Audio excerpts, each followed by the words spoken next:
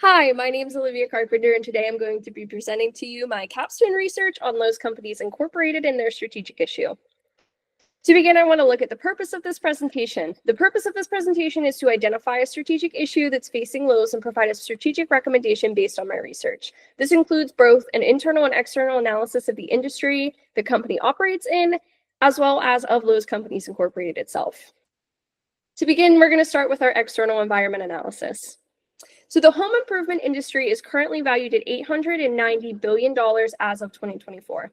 The industry has a relatively large scope with key activities including things like home repair, maintenance, home installations, interior and exterior replacements, disaster repairs, and system upgrades. There are two primary types of consumer segments in the industry, which are the do-it-yourself or DIY consumers and the do-it-for-me or the DIFM consumers. Key players in the industry include Home Depot, Menards, Lowe's, Ace Hardware, American Exteriors, and many more. There are two very big current trends happening in the industry, both of historical and emerging needs. So our first trend, which is an emerging trend, is going to be a swap towards sustainable products and sustainable home solutions. There has been an overall increase in spending in sustainable products over unsustainable traditional products. This has been shown through research done into American consumers, 2/3 of which responded they would be willing to pay and pay more than they previously had for a sustainable product in place of an unsustainable product. This is especially prevalent in younger generations, with 77% of Gen Z and 72% of millennials saying that they would spend more on these products. Another trend that we have, which is a more historical trend, is what is influencing the industry, and the industry is influenced by the state of the economy and interest rates in the US. Now we're going to look at Lowe's primary rivals, being Home Depot and Menards. Home Depot is the primary competitor in the home improvement industry, and it commands a majority share of the market. Menards, on the other hand, functions more in rural communities, particularly in the Midwestern and emerging into the Eastern United States, but it still proves to be a very big competitor for Lowe's in the markets that they share. Now we'll be looking at an analysis of Porter's 5 forces. So our first force is going to be the bargaining power of suppliers. This is moderate to low in the industry because there's a very, very large amount of suppliers that need to, supply a relatively small amount of consumers compared to the amount of suppliers that are available. Next is the bargaining power of those consumers, which is moderate to high. This consists of two types of consumers, again, the DIY and the DIFM customer segments that have their own types of bargaining power. DIY customers have a more moderate level of buying power because they're making more infrequent purchases or one-off purchases for repairs or projects versus the DIFM consumers, which are doing projects for other people.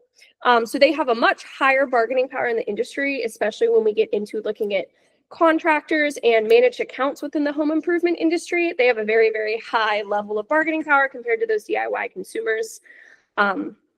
Now, the threat of new entrants is typically moderate. There is a cost of capital to enter into the market, but it's not exorbitantly large compared to other industries. That cost of capital typically shows when industry companies began franchising in the industries.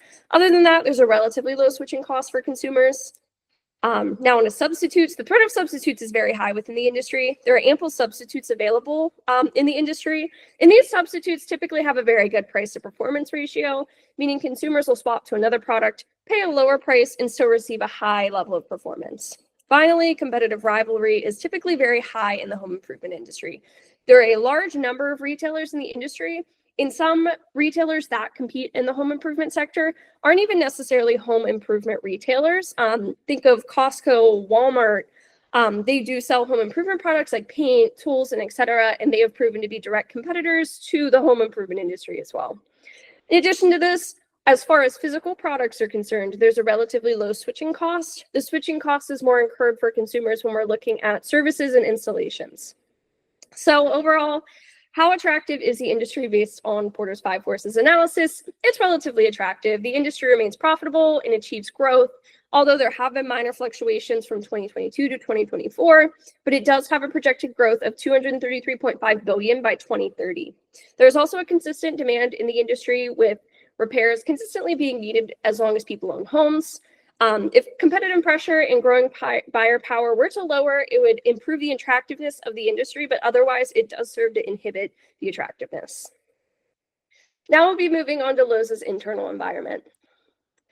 We're going to look at Lowe's performance on strategic objectives, and I've split these into two categories, being non-financial and financial objectives. So to begin, we're going to look at Lowe's non-financial strategic objectives.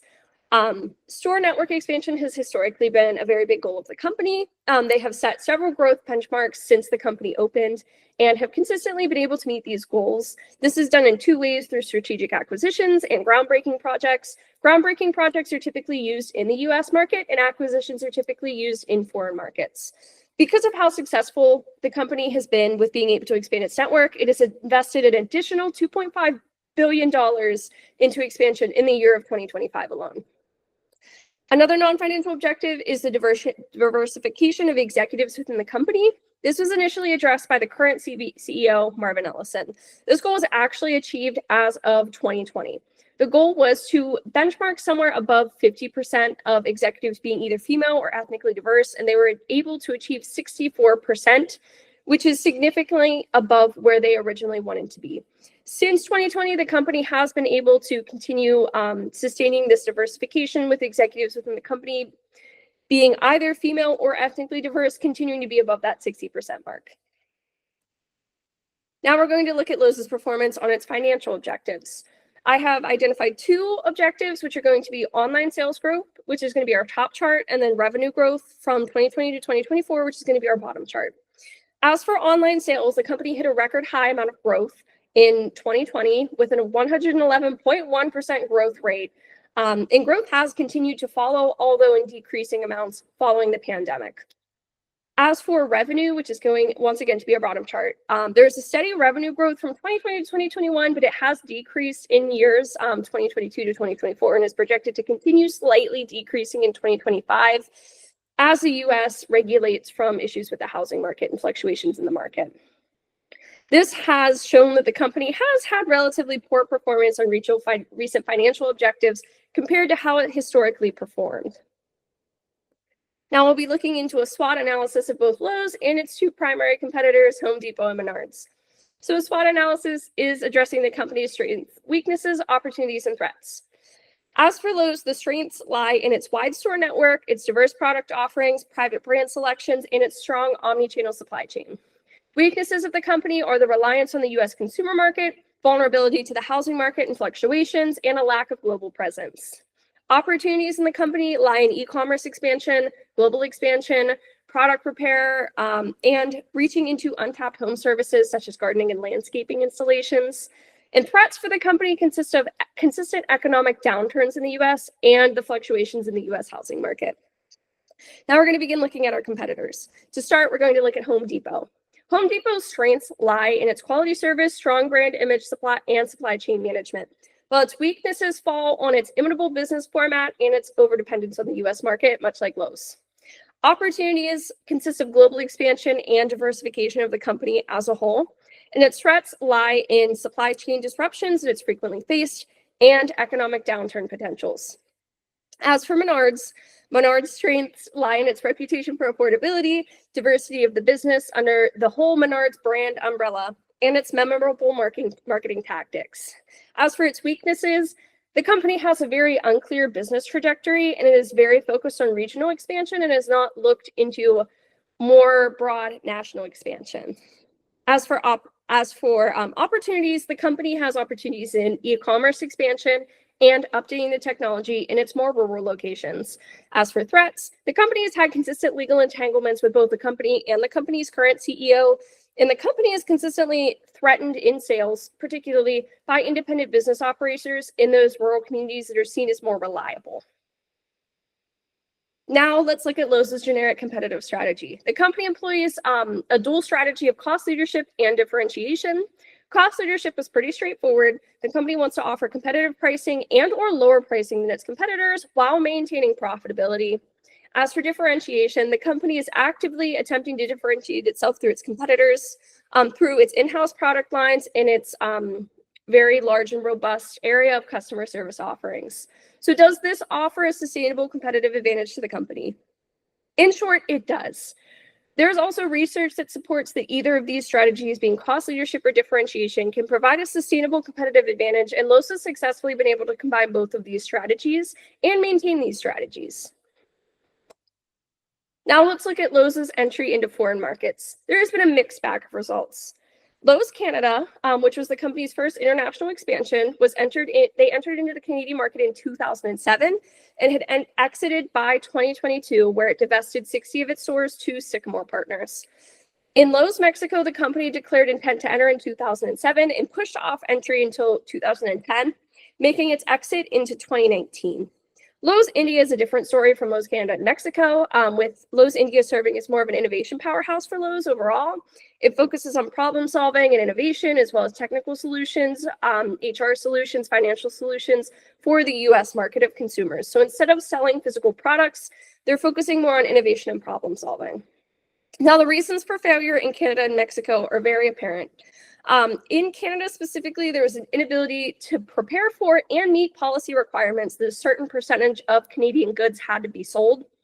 And for both Canada and Mexico, there was an inability to adjust to the consumer preferences of either of these countries. Now let's look at Lowe's organizational structure. Lowe's has a flat hierarchical structure. The company has always operated with a hierarchical structure, but it was taller rather than flatter, and with the flattening happening in 2018 by the current CEO, Marvin Ellison, with an elimination of 4 executive positions and distributing these responsibilities to other executive roles. A similar flattening happened following the pandemic at the store, district, and regional level, where positions were eliminated and those responsibilities were distributed to other employees. This overall was done to give managers a wider span of control over their area. This added flexibility to the company, but in turn, it did increase pressure on managers due to a wider range of direct reports that those managers were responsible for. In addition to the flat hierarchical structure, the company also employs functional and cross-functional teams to help focus on implementing strategic initiatives within the company. Now, let's look at Lowe's strategic issue. Lowe's overall strategic issue right now is its sensitivity to the US housing market and fluctuations in that market. There's currently a very tight housing market that is defined by high interest rates and rising inflation rates. This has led to a shift in consumer spending habits, and particularly has affected the company in terms of its big ticket sales, which include home remodels, kitchen installs, flooring installs, and similar other activities. I've provided 2 recommendations to hedge against this. Our first recommendation is going to be further expansion of Lowe's e-commerce. The company needs to invest more into international e-commerce opportunities that could alleviate some of its reliance on the US consumer market and provide profits that would not be there if the trends in the housing market continue to fluctuate downward. It provides a different experience to consumers and serves to alleviate some of the issue and pressure the company previously faced when entering into foreign markets like Canada and Mexico. And it overall is going to help alleviate some of the pressure posed by the fluctuations of the housing market. My second recommendation is to refocus products and services marketed towards consumers.